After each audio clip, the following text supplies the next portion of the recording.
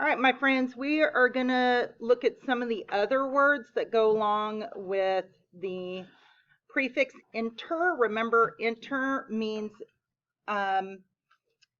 between, among, together. So we're going to add the prefix inter to some word parts, and it will change the meaning, but it won't change the part of speech. So we've got action. Action means something that is done. The first action I took was to brush my teeth in the morning. When I add inter onto the beginning of that word, then it makes the meaning change. Done between or among people. Anton had an exciting, once-in-a-lifetime interaction with his favorite baseball player when he met him at a game last week.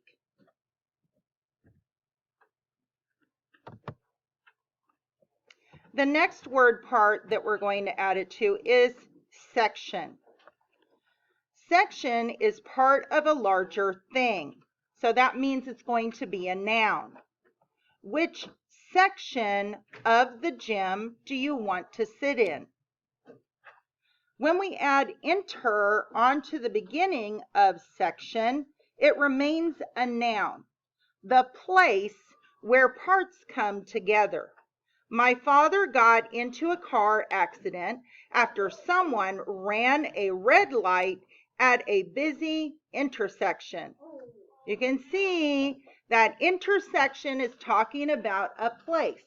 Just like section was, both of those are nouns.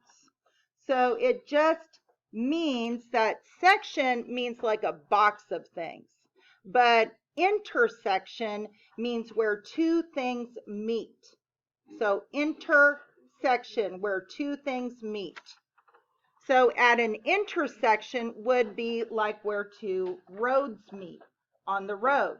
And you've got maybe a stop sign at one side and then a way through on the other. So that's where two roads meet, you know, when you have the corners there. Okay. All right. So let's move on to the next one. Then we've got intercede. Okay. Intercede is try to help settle an argument between people. The teacher had to intercede when two friends got into an argument during lunch break. Okay, intercede. So she is getting between two people in order to resolve an argument in that sentence. Had to intercede. Now, intercede right here is being used as a verb. So remember that intercede, you're going to use it as a verb. All right, intercept. To take something while it's between its starting point and its destination. The opposing player was able to intercept the football and run down the field for a touchdown. So the quarterback was throwing the football and he was throwing it to a particular person on his team, and then somebody from the opposite team jumped up and intercepted the football. So that's intercept. Another noun, that is something that, another verb, that is something that you do.